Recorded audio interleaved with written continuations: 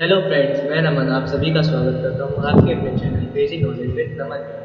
दोस्तों, ये मेरी पहली पेशवी वीडियो है, तो आप प्लीज़ ज़्यादा से ज़्यादा लाइक शेयर एंड सब्सक्राइब करें। दोस्तों, इसरो ने हाल ही में चंद्रयान 3 लॉन्च करा था, जो कि हमारा ह्यूज सक्सेस थी। दोस्तों, इसरो इसके बाद रुका नहीं है। इसरो ने 2 सितंबर 2023 को अपना पहला सन मिशन आदित्य एल लॉन्च किया। दोस्तों, इसमें तो अपने पीएसएलवी एक्सेल रॉकेट के जरिए इस मिशन को चांद की तरफ भेजेगा, जो अगले 5 साल तक सन की ऑब्जर्वेशन करके उसके बारे में इंफॉर्मेशन कलेक्ट करके हम तक सेंड करेगा। दोस्तों, इस ह्यूज मिशन को सक्सेसफुल बनाने के लिए हमें कई सारे चैलेंजेस फेस करने पड़ेंगे। दोस्तों, अनलाइक चंद्रयान 3 इस बार हम ना ही किसी ठोस सतह पर लैंड करेंगे और ना ही सन के अराउंड ऑर्बिट करेंगे। इस मिशन में हमारा आदित्य एल1 स्पेस में एक ही पोजीशन पर स्टैटिक रहेगा। कैन यू इमेजिन स्पेस में किसी भी चीज को सन के आगे सस्पेंडेड रखना? It's a hell of lot of challenge. और ऐसा कर पाने के लिए can you imagine Aditya L1 की ट्रेजेक्टरी टू द सन क्या रहेगी और वो कैसे ये स्टैटिक पोजीशन अटेन करेगा, ये सब समझना काफ़ी इंपॉर्टेंट है। क्योंकि ये मिशन चंद्रयान 3 मिशन से काफी डिफरेंट होने वाला है। Do you know what is the main objective of this mission? और अगर भारत ने इस मिशन को अचीव कर लिया तो दुनिया में भारत का क्या नाम होगा? आदित्य एल1 मिशन कब लॉन्च होगा, उसकी ट्रेजेक्टरी क्या होगी और सन के पास पहुंचने के बाद वो क्या स्टडी करेगा और किस तरीके की स्टडी करेगा, और लास्ट में उसकी लिमिटेशंस क्या होंगी, जो कि इसरो के द्वारा खुद स्टेट करी गई है। इन सब के बारे में हम इस वीडियो में डिटेल में जानेंगे। सबसे पहले, why is this mission important? First thing first, क्यों ये मिशन हमारे लिए क्यों जरूरी है, इसका अगर मैं सिंपलेस्ट वे में आंसर दूं तो ये मिशन इंडिया और इसरो के लिए हिस्टोरिकल मिशन बन सकता है, क्योंकि सन मिशन का सक्सेस रेट 50% से भी कम होता है। तो यहाँ पर आप देख सकते हैं कि पूरी दुनिया की 77 स्पेस एजेंसीज में से केवल 3 space agencies NASA, ESA and जेक्सा ने ये सन मिशन लॉन्च किए हैं, वो भी कोलैबोरेशन में। इंडिया का आदित्य एल1 मिशन, जो कि एक इंडिपेंडेंट मिशन होगा, इसके मैन्युफैक्चरिंग से लेके लॉन्च प्रोग्राम तक इंटरनेशनल इन्वॉल्वमेंट ना के बराबर है। अब आपके दिमाग में ये सवाल आ रहा होगा कि ग्लोबली सन मिशन का सक्सेस रेट इतना कम क्यों है? तो इससे पहले जो भी सन मिशन लॉन्च किए हैं उन सबके फेलियर का मेन कॉज है अनस्टेबल कम्युनिकेशन। इसी प्रॉब्लम को ध्यान रखते हुए इसरो वालों ने तैयारी की है। इस आदित्य एल मिशन में ये प्रॉब्लम आने के चांसेस बहुत ही ना के बराबर है, क्योंकि हमारा जो आदित्य एल1 है वो अर्थ से 1.5 मिलियन किलोमीटर दूर होगा, जो कि सन की अर्थ से दूरी के 1% है, जो कि एक सन से सफिशिएंट दूरी पर रहेगा, और हमारा उसका द्वारा कलेक्ट किए हुए रिसर्च एंड डेटा को भी हमें कॉम्प्रोमाइज नहीं करना पड़ेगा। और दोस्तों, एक रीजन है कि ये मिशन इंडिया के लिए एक्सट्रीमली इम्पोर्टेंट है, क्योंकि इस मिशन के जरिए ISRO first time ever space observatory domain में उतर रहा है। बेसिकली स्पेस ऑब्जर्वेटरी वो मिशंस होते हैं जो स्पेस में एक ही पॉइंट पर स्टेबल रहकर किसी स्टार की स्टडी करता है, जस्ट लाइक JWST। इससे पहले केवल 4 स्पेस एजेंसीज ने अपनी खुद की स्पेस ऑब्जर्वेटरी लॉन्च की है, और इसके बाद इस मिशन के बाद इसरो 5वीं वो स्पेस ऑब्जर्वेटरी लॉन्च करने वाली स्पेस एजेंसी बनने जा रही है। इस मिशन के जरिए इसरो 150 साल पुरानी कोरोनल हीटिंग मिस्ट्री को भी सॉल्व कर सकती है और ऐसा करने वाली पहली स्पेस एजेंसी बन सकती है।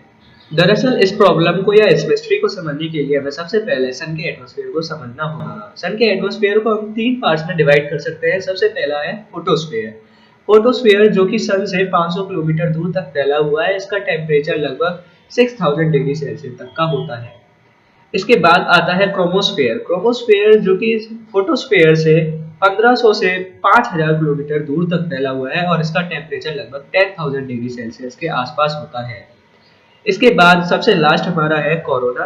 कोरोना की जो थिकनेस होती है वो ही इतनी ज्यादा है कि इसमें 400 पृथ्वियों से ज्यादा पृथ्वी समा जाए, और इसका टेम्परेचर बाकी दोनों लेयर से 100 टाइम्स ज्यादा है, जो कि लगभग 1 मिलियन डिग्री सेल्सियस का है। दोस्तों, here comes a very huge problem. दोस्तों, आपने देखा होगा कि हम जब सन की लेयर से दूर जा रहे हैं तो उसका टेम्परेचर बढ़ता जा रहा है, जबकि हमने थर्मोडायनेमिक्स में क्या पढ़ा है कि किसी हीट बॉडी से यानी किसी हीट सोर्स से अगर आप दूर जाएंगे तो उसका टेम्परेचर डिक्रीज होता जाएगा। लेकिन सन के केस में ये चीज बिल्कुल रिवर्स है। सन की सबसे भारी लेयर कोरोना का टेम्परेचर बाकी दोनों लेयर के कंपैरिजन में काफी ज्यादा हाई है। इस मिस्ट्री को साइंटिस्टों ने कोरोनल हीटिंग मिस्ट्री का नाम दिया है। पिछले 60 सालों में नासा ने 20 से भी ज्यादा मिशन कंडक्ट किए हैं, लेकिन उसके बावजूद भी अभी तक हमारे पास इस फिनोमेना का कोई भी करेक्ट एक्सप्लेनेशन नहीं आया है। With high tech instruments on board, अगर हमारा आदित्य L1 इस मिस्ट्री के बारे में हमें करेक्ट इन्फॉर्मेशन प्रोवाइड करवा पाता है, तो जैसा कि मैंने पहले बताया, ये 150 साल पुरानी कोरोनल हीटिंग मिस्ट्री को सॉल्व करने वाला इसरो सबसे पहली स्पेस एजेंसी बन जाएगी और भारत ऐसा करने वाला सबसे पहला देश बन जाएगा। हमारे space weather monitoring head professor Devendu Nandan ने अपने स्टेटमेंट में बताया है कि करेंटली ईएसए के चल रहे सोहो सोलर हीलियोस्कोपिक ऑब्जर्वेटरी मिशन से ज्यादा बेहतर हमारा आदित्य L1 सन की कोरोना लेयर को ऑब्जर्व कर सकता है। और इस डेटा की मदद से हम सोलर स्टॉर्म्स को पहले से ही डिटेक्ट एंड फोरकास्ट कर पाएंगे। ये सोलर स्टॉर्म्स बहुत ही डिस्ट्रक्टिव होते हैं और ये इनका main cause coronal mass ejection होता है। अगर इसे मैं शॉर्ट में बताऊं तो जब सन के मैग्नेटिक फील्ड की strength and direction drastically changes होते हैं, तब सन में मौजूद प्लाज्मा और उसका मैग्नेटिक फील्ड के लूप्स तेजी से बाहर फेंके चले जाते हैं और इस फिनोमेना को हम कोरोनल मास इजेक्शन कहते हैं। ये इजेक्शन 6000 किलोमीटर पर आवर की स्पीड से ट्रेवल कर अपने इर्द गिर्द मौजूद सभी चीजों को तेजी से पिघला देते हैं और जब ये इजेक्शन पृथ्वी की ओर फेंके जाते हैं तो उसमें ट्रैप्ड सूरज के स्ट्रॉन्ग मैग्नेटिक लूप्स में प्रेजेंट हमारी सैटेलाइट्स के कई बार कम्युनिकेशन सिस्टम को इंटरप्ट भी कर देते हैं और कई बार तो उन्हें पूरी तरीके से डिस्ट्रॉय भी कर देते हैं। और यही कारण है कि पिछले साल इलॉन मस्क की कंपनी स्पेसएक्स ने अपनी 40 स्टारलिंक सैटेलाइट जो कि इंटरनेट सर्विस प्रोवाइड करवाती हैं वो खो दी। जरा सोचिए कि इसरो को इससे कितना बेनिफिट होगा, क्योंकि इसरो भी सैटेलाइट्स को भेजने में कहीं पीछे नहीं है। अगर ये मिशन सक्सेसफुल होता है तो इससे आप सही प्रिवेंशन एंड सही मेजर्स को फाइंड आउट करके कोरोनल मास इजेक्शन से अपनी सैटेलाइट्स को डिस्ट्रॉय होने से बचा सकेंगे। सो अब फ्रेंड्स, अगर मैं main objective of the mission की बात करूं तो ऐसी कोई CMEs यानी कि कोरोनल मास इजेक्शन की घटना किसी और सैटेलाइट के ना हो, इसलिए आदित्य L1 में कई ऐसे इंस्ट्रूमेंट लगाए गए हैं जो CME फॉर्मेशन और उसके ओरिजिन के बारे में हमें बताएगा और क्या वो पृथ्वी को हार्म कर सकता है इसका डेटा हमें बताएगा।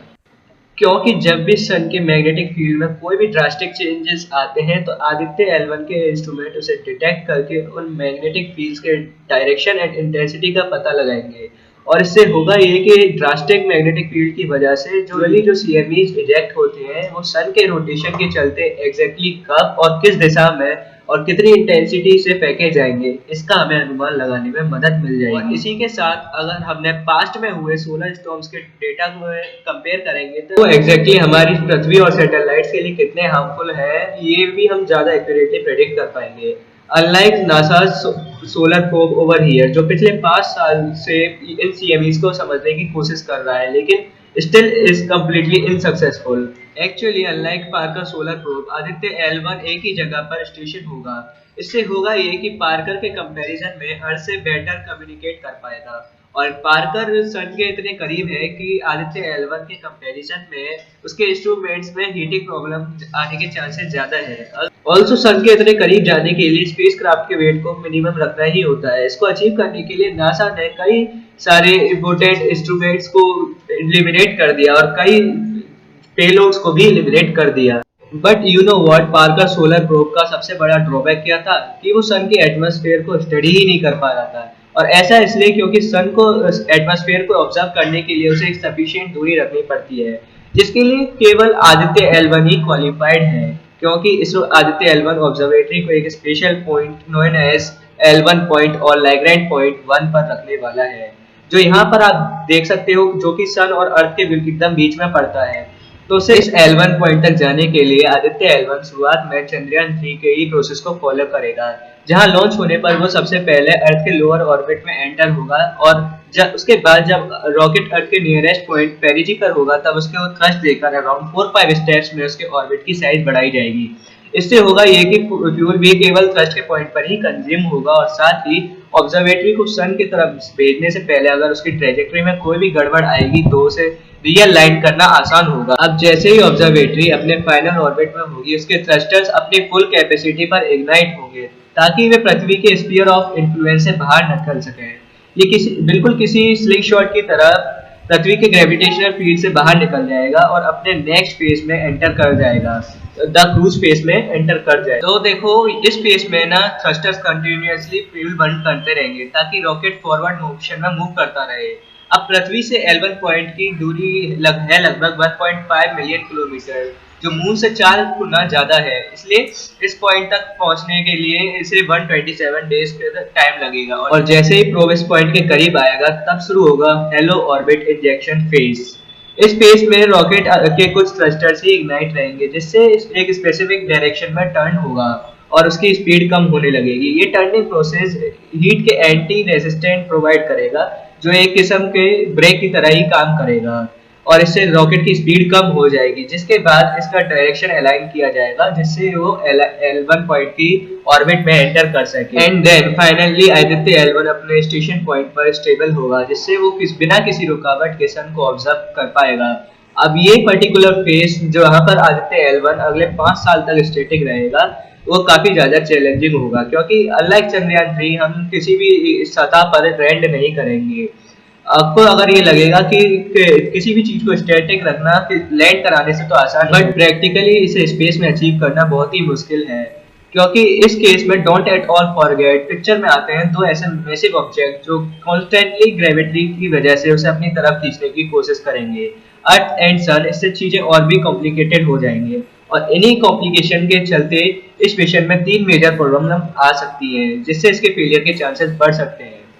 पहला पॉइंट ये है कि L1 पॉइंट अगर पृथ्वी के ज्यादा करीब हुआ तो ऑब्जर्वेटरी पृथ्वी के ही चक्कर लगाने लग जाएगी, जो कि इस केस में हमारा बिल्कुल एजेंडा नहीं है। दूसरा, अगर ये पॉइंट सन और अर्थ दोनों की ग्रेविटेशनल इन्फ्लुएंस से बाहर हुआ तो ये स्पेस में गायब हो जाएगा। और तीसरा, सपोज ये पॉइंट सन के ज्यादा करीब हुआ तो उस केस में किसी प्लेनेट की तरह अपने अलग ही ऑर्बिट में सन के अराउंड रिवॉल्व करने लगेगा। इससे होगा ये कि उसे ऑर्बिट में रखने के लिए अर्थ से रिलेटिव उसकी पोजीशन हर वक्त चेंज होती रहेगी, जिससे कम्युनिकेशन हर वक्त स्टेबल नहीं रहेगी। ऐसे में तीनों प्रॉब्लम को एक साथ स्टैटिक करने के लिए इसरो के साइंटिस्ट ने एक ऐसा पॉइंट चुना है जो लैग्रेंज पॉइंट L1 है, जहाँ सन और अर्थ दोनों की ग्रेविटी उस एक दूसरे की ग्रेविटी को काउंटर करते हैं। बहुत ही स्ट्रेटेजिक पॉइंट है ये। बट एक सेकंड, अगर हम जहाँ पर स्टेबल होने वाले हैं उसे अगर हम L1 कह रहे हैं, तो मतलब ऐसे और भी पॉइंट होंगे। वेल राइट, ऐसे 4 और पॉइंट हैं जो सन और अर्थ की ग्रेविटी के बिल्कुल इंटरेक्शन पर आते हैं। बेसिकली सन एंड अर्थ दोनों के मैसिवली बॉडी होने की वजह से दोनों की ग्रेविटी हर समय एक दूसरे को एक अट्रैक्ट करते हैं। इसे एक टग ऑफ वॉर की गेम की तरह समझो। कई जगह पर सन की ग्रेविटी ज्यादा भारी पड़ती है और कई जगह पर अर्थ की ग्रेविटी ज्यादा भारी पड़ती है, लेकिन गेम्स की तरह पर यहाँ पर भी कई पॉइंट्स ऐसे होते हैं जहाँ पर दोनों की ग्रेविटी बराबर होती है। सिंपली स्पीकिंग, उस पॉइंट पर होने वाला ऑब्जेक्ट बिना किसी एक्सटर्नल फोर्स अप्लाई करे बिल्कुल स्टैटिक रहेगा। इन्हीं पॉइंट्स को लैग्रेंज पॉइंट कहते हैं, और अर्थ एंड सन के केस में ऐसे टोटल 5 पॉइंट्स एग्जिस्ट करते हैं। अब इन पांचों को में से L1 चुनने के भी कई रीजन हैं। दोस्तों, हमारे इसरो के साइंटिस्टों ने इन 5 पॉइंट में से केवल L1 पॉइंट को ही क्यों चुना, इसके बारे में डिटेल में और आदित्य L1 मिशन के बारे में कई और इन्फॉर्मेशन को हम डिटेल में इस वीडियो के पार्ट 2 में जानेंगे, और इस वीडियो का पार्ट 2 भी आपको जल्द ही मिल जाएगा। तो दोस्तों, अगर आपको ये वीडियो अच्छी लगी हो तो please like, share and subscribe करें।